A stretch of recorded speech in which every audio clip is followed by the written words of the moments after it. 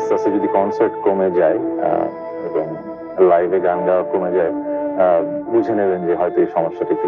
দীর্ঘ 6 বছর ধরে কণ্ঠনালীর সমস্যায় ভুগছে সঙ্গীত শিল্পী ও অভিনেতা তাহসান রহমান খান।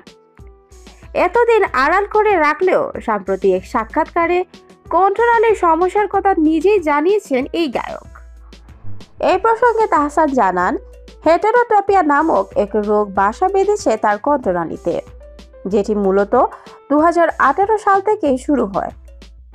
এরপর থেকে তিনি আর আগের মতো অনায়াসে গান গাইতে পারেন না।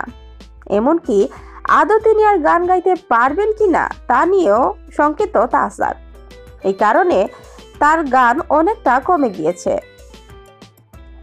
মাঝে কণ্ঠনালীর সমস্যা কিছু কমে গেলেও এখন আবার সমস্যাটি বেড়েছে বলে জানান তাহসান। দায়িত্ব হচ্ছে বাংলাদেশের মানুষের জন্য গান করা, আমি সবার জন্যই গান। বর্তমানে চিকিৎসা নিচ্ছে তাহসান।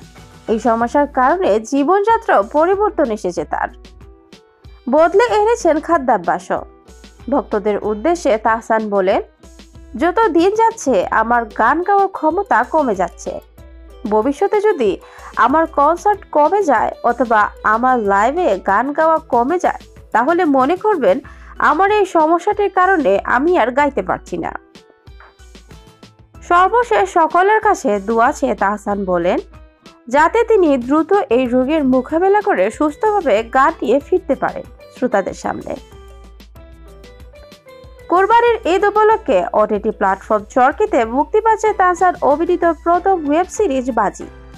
এই সিরিজ নিয়ে প্রায় 2 বছর পর অভিনয়ে ফিরছে তাহসান।